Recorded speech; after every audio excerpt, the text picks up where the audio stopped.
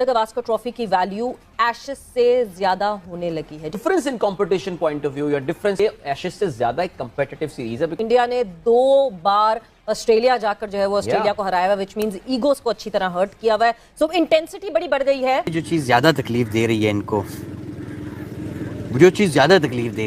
वो ये है कि हम अपने होम ग्राउंड पर भी नहीं जीत पा रहे। देखिए इंडिया में तो वो आते हैं, वो क्लीन स्वीप होकर चले जाते हैं। उनको जो अफसोस हो रहा है जिस चीज़ पे, वो ये कि हम होम ग्राउंड पे भी नहीं जीत जा रहे। तो ये कितना तकलीफ दे है ऑस्ट्रेलियन जैसी एक क्रिकेट नेशन के लिए कि जो तो किसी और को कुछ समझते नहीं है और वो मुसलसल अपने होम ग्राउंड पर हारते चले जा रहे हैं। और ये जो अगर आप बायलैटरल सीरीज़ के रिकॉर्ड देखें ना मोहसिन भाई, 12 सीरीज़ ऑस्ट्रेलिया जीता है, 11 इंडिया जीता है।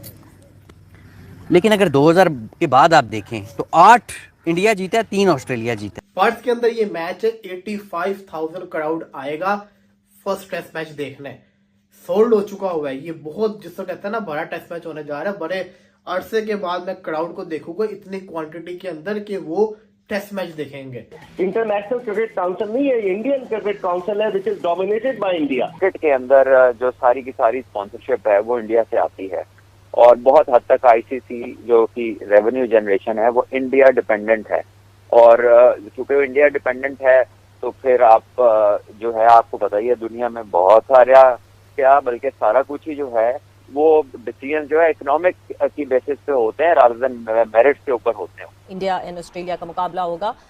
इनकी इस बॉर्डर गवास्कर ट्रॉफी की वैल्यू एशेस से ज्यादा होने लगी है। Do you agree to this? मेरे ख्याल से I think from the overall competition point of view, I think what Steve Smith is saying has got a point. India पिछले 1.5-2 दहाई से, स्पेशली अगर हम टेस्ट क्रिकेट की बात करें, I would say post Ganguly time India में या गंगुली के टाइम से इंडिया ने लिटरली अपने आप को एक फोर्ट्रेस में कन्वर्ट कर दिया है। जो इंपॉर्टेंट पॉइंट है, उन्होंने अपनी टीम की स्ट्रेंथ के मुताबिक they understood what is the strength of our team, the way India makes a comeback. I think from the overall difference in competition point of view या डिफरेंस एशेस से ज्यादा एक कंपेटिटिव सीरीज है। Because सवेरा we know well कि England की wickets और Australia की विकेट्स उनमें थोड़ा मामूली सा फर्क होता है, लेकिन वो चैलेंजिंग विकेट्स होती हैं। पेस होता है उनमें, सीम होता है, स्विंग होता है, हमें ये भी पता है। ऑस्ट्रेलिया में बाउंस थोड़ा ज्यादा होता है, मगर उन कंडीशंस की ये टीमें आदी होती हैं। खेलना is always very tough and it's going to be a very interesting series by the way. And जबकि ऑन द ट्रॉट जो है वो इंडिया ने 2 बार ऑस्ट्रेलिया जाकर जो है वो ऑस्ट्रेलिया को हराया हुआ, विच मींस ईगोस को अच्छी तरह हर्ट किया हुआ है। सो इंटेंसिटी बड़ी बढ़ गई है। जसप्रीत बुमराह जो है वो पहले टेस्ट के अंदर कैप्टनसी करेंगे। इसका मतलब ये होगा कि 2 दुनिया के बेस्ट बॉलर आपस में लड़ेंगे। पर्थ के अंदर ये मैच है, 85,000 क्राउड आएगा फर्स्ट टेस्ट मैच देखने।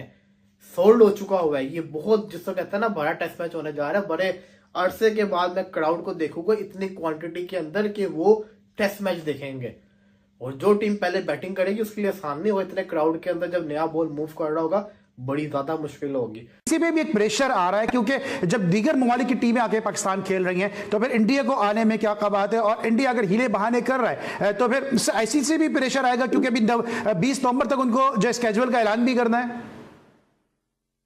देखो जी, वो आईसीसी के ऊपर वो आपको दिखाने के लिए और वो अपना प्रेशर लेते हैं, लेकिन अंदर से उनको कोई प्रेशर नहीं है क्योंकि आईसीसी चलता ही इंडिया के पैसों के जोर पे है और ये इंडिया को मालूम है।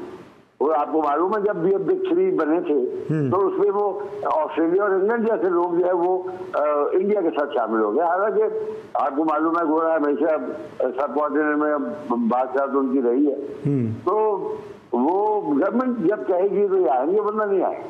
हमें किसी के आगे कोई हाथ जोड़ने की जरूरत नहीं है, हमें अपने पाँव पे खड़ा होने की जरूरत है। अभी हम ठीक है, लोग कहते हैं हम ISS से पैसा मांगते हैं, ये करते हैं, सऊदी अरेबिया से मांगते हैं, चाइना से मांगते हैं, तो उसके ऊपर ये छत पे चढ़ा हुआ है। तो ये बहुत बड़ा मुल्क है, इनको अंडरस्टैंड करना चाहिए कि इस तरीके से चीजें नहीं चलती। आप सारी उम्र जंग के हालात में नहीं रह सकते, ना वो रह सकते ना पाकिस्तान।